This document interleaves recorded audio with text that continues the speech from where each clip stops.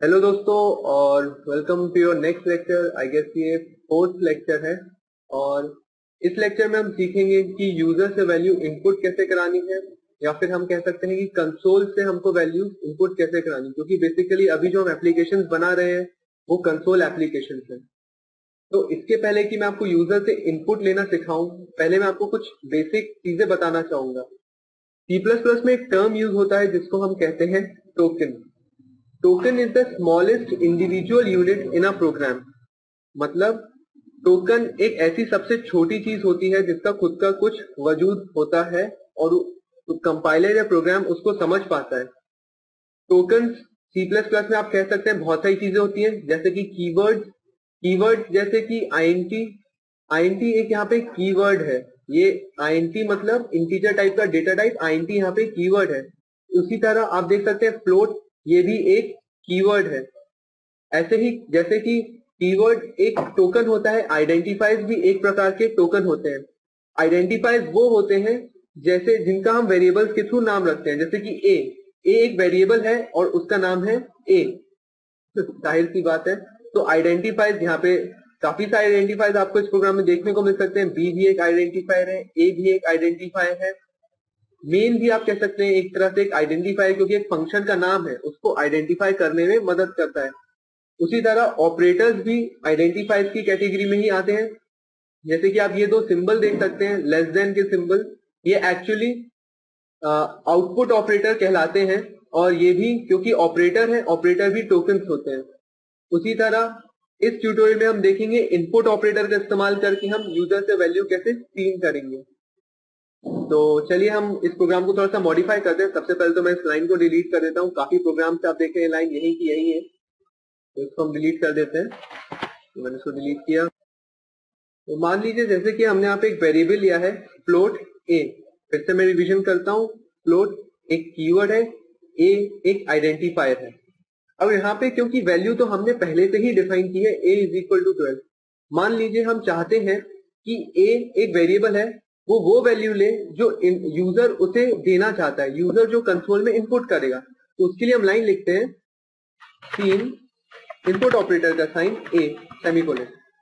अब यहाँ पे आपको मैं बताता हूँ क्या हुआ है। सीन मतलब कंसोल इनपुट, और ये ग्रेटर देन के आप दो साइन देख रहे हैं, इसका मतलब होता है इनपुट ऑपरेटर। इसका मतलब है कंसोल से इनपुट लो और उसकी वैल्यू किस में डालो, उसकी वैल्यू ये इस ए वेरिएबल में डालो, उसके बाद उसका आउटपुट करो। चलिए हम इस प्रोग्राम को जल्दी से रन करके देखते हैं।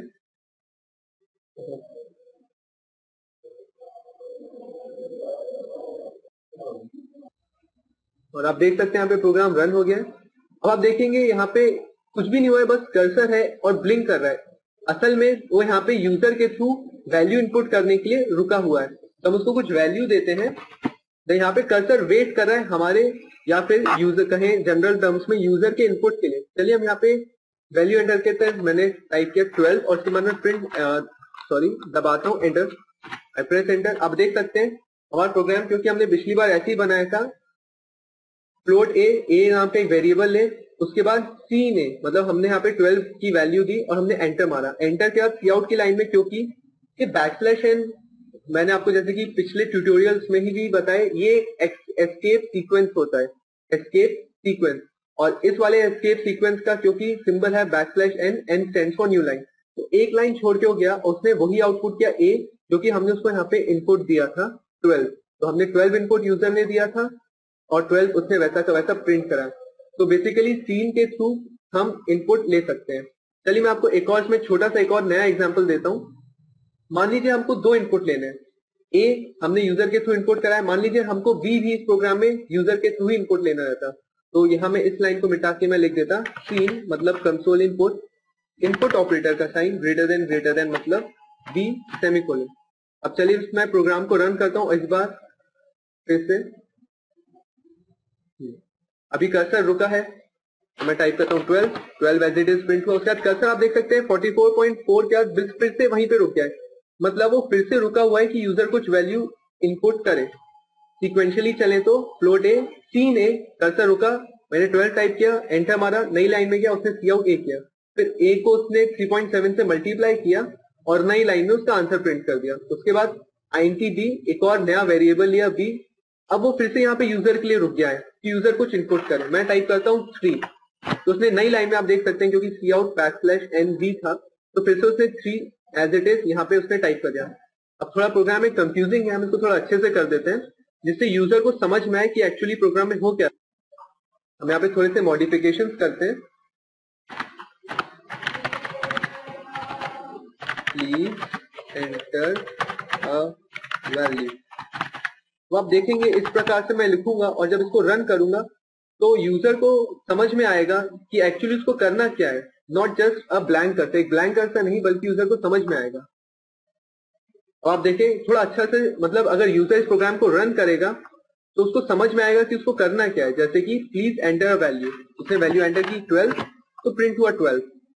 उसके बाद कर्सर फिर से रुक गया है तो हम यहाँ पे क्योंकि वो बी की वैल्यू के लिखा है ये रुका है तो हम यहाँ पे फिर से डाल देते हैं इसी लाइन को कॉपी करके, लाइक कंट्रोल सी मैंने दबाया और यहाँ पे 3 के पहले याद रखें इसको टाइप कराना है। और यहाँ पे मैं फिर से प्रिंट करा देता हूँ, बैकस्लैश n यूज करता हूँ ताकि नई लाइन में जाए। Please enter ANOTHER another value. अब इस प्रोग्राम को हम रन करें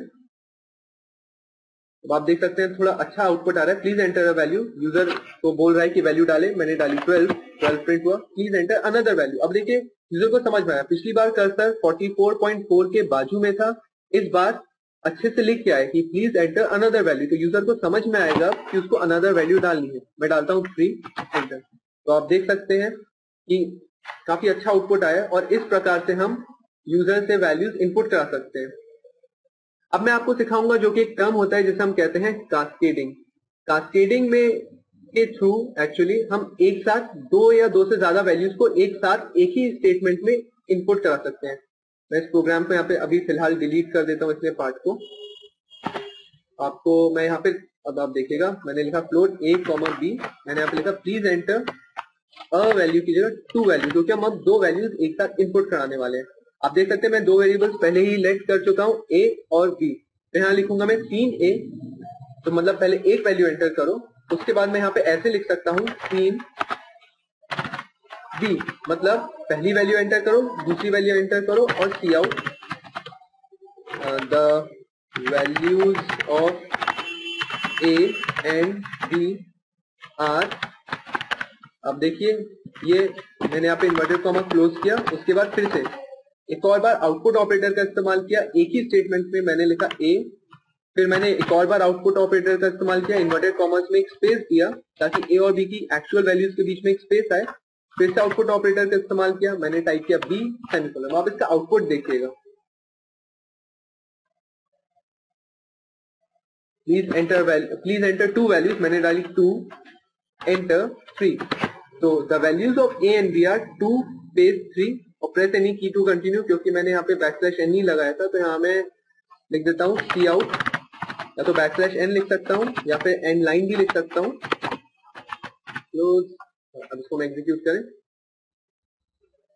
अभी अच्छे से चलता है। 2 3 the values of a and b are 2 3। ठीक है, जैसे कि आपने देखा हमने एक ही लाइन में काफी बार आउटपुट ऑपरेटर का इस्तेमाल करके काफी सारी लाइंस को या सेंटेंसेस को आपस में जोड़ा है। This is known as cascading. Cascading output के लिए ही नहीं, इनपुट लेने के लिए भी इस्तेमाल हो सकती है। इस लाइन को मैं ऐसे भी लिख सकता हूं, इसको मैं यहां से मिटाता हूं। और कास्केडिंग यूज करते हुए मतलब लाइंस को एक ही स्टेटमेंट में जोड़ते हुए इनपुट ऑपरेटर को भी मैं कास्केड कर सकता हूं। Cin a b semicolon. मैं इसको एग्जीक्यूट करता हूं, एग्जीक्यूट किया मैंने, प्लीज एंटर 2 वैल्यूज 2 एंटर 3। देखिए प्रोग्राम पिछली बार जैसा ही चला है। The values of a and b are 2 space 3। So इस लेक्चर में हमने देखा कि इनपुट कैसे लेते हैं बाय यूजिंग सी इन, और कास्केडिंग क्या होती है, एक ही स्टेटमेंट में 2 या 2 से ज्यादा वैल्यूज को इनपुट कराना और सेम कास्केडिंग का इस्तेमाल करते ही ऐसे अच्छे फॉर्मेट में आउटपुट देना। सो जुड़े रहिए आप मेरे नेक्स्ट लेक्चर में। Thanks a lot.